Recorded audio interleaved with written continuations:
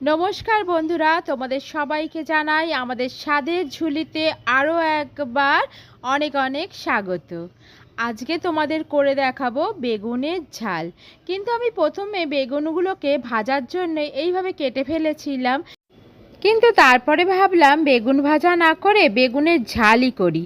তাই তোমরা যখন বেগুনগুলোকে ঝালের জন্য কাটবে তখন একটু লম্বা লম্বা সাইজ করে কেটে নেবে।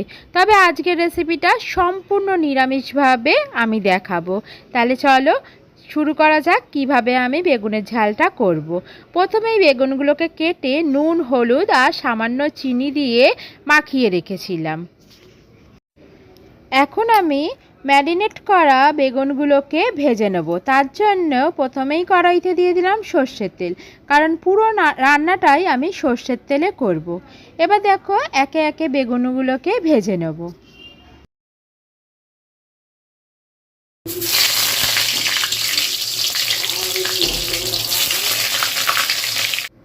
সবকটা বেগুনকেই আমি এইভাবে কড়াইতে ছেড়ে দিয়ে ভেজে নিয়েছি, কিন্তু দেখো বেগুনগুলো কিন্তু কোনোভাবেই যেন বেশি ভাজা না হয়ে যায়। আর দেখো একটা অন্য পাত্রে তুলে নিয়েছি বেগুনগুলোকে। এবার ওই বেগুন ভাজার তেলের মধ্যেই আমি বাকি রান্নাটা করব।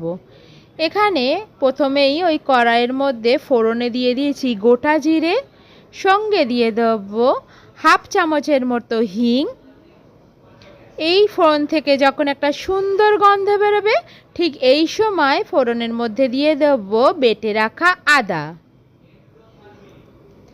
আদাটা ওই 1.5 চামচের মতো দিলেই যথেষ্ট। এবার খুব ভালোভাবে ভেজে নেব। এবার দিয়ে দেব কিছু গুঁড়ো মশলা, দেবো গুঁড়ো হলুদ আর দেবো গুঁড়ো জিরে। দিয়ে দেবো সামান্য পরিমাণ জল, যাতে মশলাটা কোনোভাবেই পুড়ে যেন না যায়। আবার খুব ভালোভাবে মশলাটা কষিয়ে নেব। এবার দিয়ে দেবো এই মশলার মধ্যে টুকরো করে কেটে রাখা টমেটো আর চেরা কাঁচা লঙ্কা। দিয়ে দেবো সামান্য পরিমাণ নুন, যাতে টমেটোটা খুব ভালোভাবে গলে যায়। দেখো সেই দিনে দিদিভাই বলছিল যে বৃষ্টি তুলছে বৃষ্টি তুলছে, হ্যাঁ রান্নার দিকে মন নেই, কি করে মনটা থাকবে? দেখো আকাশটার অবস্থা দেখো, এই দেখো দেখেছো আকাশের কি অবস্থা, কি করে রান্নায় মন থাকবে? আজকেও ভিডিও করছি, ভিডিও করতে করতে তুলছি, দেখো কি অবস্থা, আকাশটার কি অবস্থা। এই এবার এদিকে আয় রে, আমার কিন্তু মশলা কষানো হয়ে গেছে। দেখেছো বন্ধুরা, আমার ক্যামেরাম্যান আমাকে ছেড়ে চলে গেছে বাইরের পরিবেশ শ্যুট করতে। এখানে মশলাটা কষানো হয়ে গেছে, আর তোমরা দেখেই বুঝতে পারছো মশলা থেকে কিন্তু তেলটা ছেড়ে দিয়েছে, তার মানে মশলাটা একদম রেডি হয়ে গেছে। এবার এর মধ্যে দিয়ে দেবো পরিমাণ মতো গরম জল। যে যেরকম গ্রেভি রাখতে পছন্দ করবে সেই পরিমাণ গরম জলের ব্যবহার করবে। দিয়ে দেবো পরিমাণ মতো নুন, তবে নুনটা কিন্তু একটু বুঝে দিতে হবে, কারণ এর আগে টমেটো ভাজার সময়ও আমি নুন দিয়েছিলাম, আর বেগুনের মধ্যেও কিন্তু নুন মাখানো ছিল, তাই নুনটা পরে টেস্ট করে আবার দিতে হবে। আর দিয়ে দিলাম স্বাদ মতো চিনি। এবার যখন ঝোলটা ফুটে যাবে, ঠিক সেই সময় ভেজে রাখা বেগুনগুলো এর মধ্যে ছেড়ে দিতে হবে।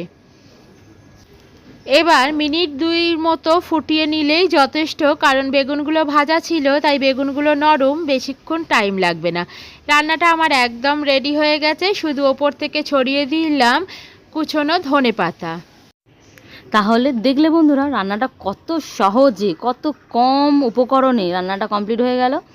তাহলে এবার আমার কাজ, কী কাজ আমার হচ্ছে এটা টেস্ট করার পালা। কিন্তু তার আগে তোমাদেরকে যেটা করতে হবে সেটা হচ্ছে ঘরে এটা একবার ট্রাই করে কেমন লাগলো সেটা আমাদেরকে অবশ্যই কমেন্ট করে জানাতে হবে, আর একটা করে লাইক করে দিতে হবে, আর একটা করে শেয়ার করে দিতে হবে। আর চ্যানেলটাকে সাবস্ক্রাইব করতে কিন্তু একদম ভুললে চলবে না, কারণ চ্যানেলটাকে তোমাদের সাবস্ক্রাইব করতেই হবে। আর রান্নার ভিডিওটা এখানেই শেষ করছি, দেখা হবে অন্য কোনো ভিডিওর সাথে। এখনকার মতো টাটা।